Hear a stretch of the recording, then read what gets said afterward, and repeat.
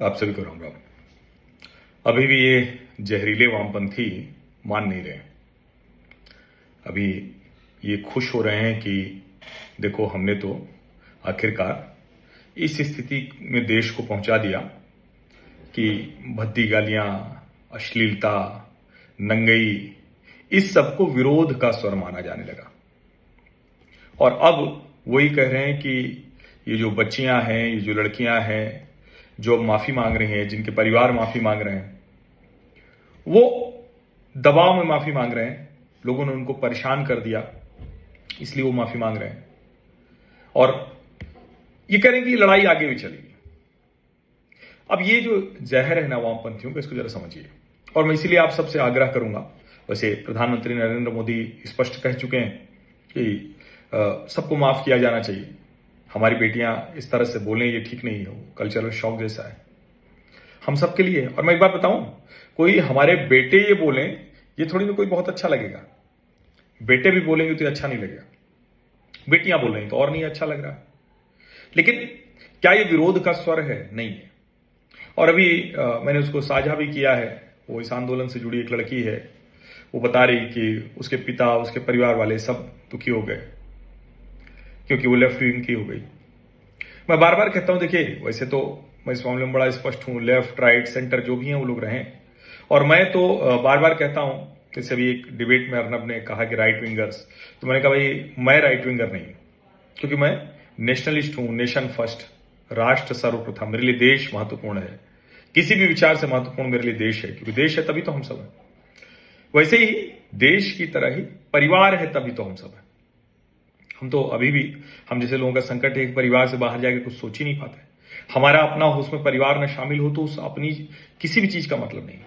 हमारे लिए तो सफलता सब सामूहिक होती है, परिवार की होती है। लेकिन ये जो वामपंथी विचार है ना, ये सबसे पहले आपको परिवार से अलग करता है। आप अपना, अपने लिए, अपना स्पेस, अपनी आवाज, अपना शरीर, अपनी पसंद, जिसको अंग्रेजी my body my choice type कहते हैं, ये वो समझाता है। और ऐसे ही बच्चों को ऐसे काट देता है। अब वो लड़की पता नहीं वो 15 की है या 25 की है, जितने की भी हो, प्रधानमंत्री नरेंद्र मोदी ने भी कहा और मैं भी बार बार कह रहा हूं, छोड़ दीजिए। लेकिन अब मैं एक बात और कह रहा हूं, आप इन लोगों को छोड़ दीजिए जिन्होंने गालियां दी होगी, जिन्होंने कुछ भी भद्दे, अश्लील जो भी काम किए होंगे। आप उनको देखिए जरा कि जो अभी भी इस बहाने से भी परिवार को, देश को, समाज को बांट देना चाह रहे हैं, उनको देखिए जरा। जो ये बता रहे हैं कि नहीं नहीं, ये तो हम तो अपने, हमारे माँ बाप भी हमको पसंद नहीं करते, लेकिन कोई बात नहीं, हम तो उनको समझा लेंगे, उनको जरा सोचिए। और वो अपने आप को ये कहते हुए खुश होते हैं कि समाज में हमको लोग देशद्रोही मानते हैं। मैं फिर कह रहा हूं कि अगर अरुंधति रॉय जैसे लोगों को जो पढ़ेगा, उनसे जो प्रभावित होगा, तो देश विरोधी तो हो ही जाएगा। क्योंकि अरुंधति रॉय के लिए कोई देश तो है नहीं भारत, उनके लिए तो ठीक है, दुनिया भर में वो घूम रही है, उस तरह से काम कर रही है, उनकी वही सोच हो गई। और इसीलिए इस खतरनाक डिजाइन को समझना होगा। अब उन बच्चों को हथियार बनाकर, ये जो वामपंथी गिरोह है, ये उन बच्चों को हथियार बनाकर उनको उनके परिवार से, उनके समाज से, उनके देश से और दूर करना चाहता है। हमें आपको अब समझना पड़ेगा। जो भी राष्ट्र प्रथम वाले हैं, जो भी देश को सबसे पहले रखते हैं, उनको समझना पड़ेगा। जिनको लगता है परिवार होना चाहिए, माँ बाप, भाई बहन, बच्चे, पति पत्नी, सारे रिश्ते, मामा मामी, बुआ पापा, चाचा चाची, मौसा मौसी, जो भी हैं, नाना नानी, दादा दादी, उन सबको सोचना चाहिए कि जो परिवार विरोधी लोग हैं, इनके चंगुल से अपने बच्चों को कैसे बाहर निकालें। ये समझना पड़ेगा। क्योंकि अब वो इसका उपयोग करके वो ये कह रहे हैं कि देखो डराया जा रहा है, धमकाया जा रहा है, गालियां दी जा रही। भाई आपने जब गालियां दी थी, जब आपने सब कुछ किया था, तो उसकी प्रतिक्रिया में कुछ लोग कर रहे होंगे। लेकिन मैं फिर कह रहा हूं कि ना करिए, जो भी समझदार लोग हैं ना करें, क्योंकि उसका भी दुरुपयोग करेंगे। और देखिए मैं एक बात और कहूं, मैं पहले भी कहता रहा, जैसे हमने टीवी चैनल पर कहा कि भाई हम भी अपने जमाने में जेनजी ही थे।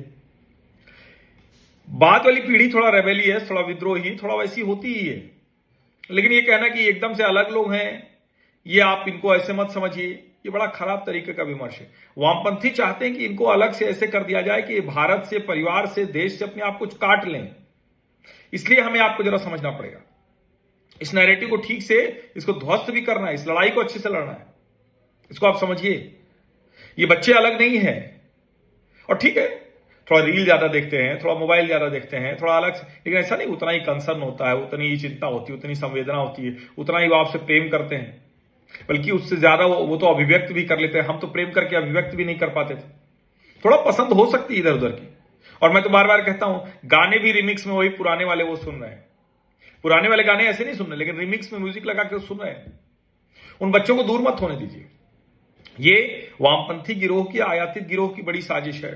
और मैं फिर कह रहा हूं कि जिन लोगों ने गालियां दी और अब वो माफी मांग चुके हैं या चुकी हैं, अब उनको और उनके परिवार को यह भी सोचना चाहिए कि भाई धमकी है, सब कुछ है, वो आता है। अब आपको शांति से बैठ जाना है, सब कुछ ठीक हो जाए। हां, पुलिसिया कार्रवाई ना हो, यह जरूरी है, इसको आप समझिए। और इसीलिए मैं कह रहा हूं कि इसको थोड़ा समझिए। आप परिवार समाज तोड़ने वाले इस आयातित वामपंथी विचारधारा के लोगों से बचिए, वो खतरनाक तरीके से आ रहे हैं। और मैं तो, एक वो लड़की है ना जो आंदोलन में है, उसको देखकर मैंने सुना कि वो कह रही कि मेरे माँ बाप सब मुझसे अलग। तो मुझे पीयूष मिश्रा याद आ गया। पीयूष मिश्रा ने कहा कि वामपंथियों ने मेरा जीवन नरक कर दिया, खत्म कर दिया, मुझे माँ से, बाप से, सबसे अलग कर दिया। बेटे से मैं खराब पति हो गया, खराब पिता हो गया, खराब पुत्र हो गया, सब तब जाके समझ में आया। पहुंचाइए इसको, आप ऐसे मत होइए। भारत की, देश की ताकत यही है। सोचिए जरा इस बात को सोचिए जरा, इसको बढ़ाइए। आप लोग भी जरा इसकी चर्चा कीजिए, इसको लिखिए, इसको पढ़िए। मत करिए ये सब, किसी को गाली गलौज मत कीजिए, किसी को मत किनारे करने की कोशिश, सबको परिवार में वापस लाने की कोशिश कीजिए। ऐसे ही लड़ेंगे हम, और कोई रास्ता है नहीं। ये तो बड़े खतरनाक लोग हैं, ये तो परिवार से तोड़ना चाहते हैं, तो ये थोड़ा सा और तोड़ देंगे। इस विचारधारा से लड़ना पड़ेगा, देश के लिए, आपके लिए, परिवार के लिए, आपके बच्चों के लिए, आपके माँ बाप के लिए। बहुत बहुत धन्यवाद।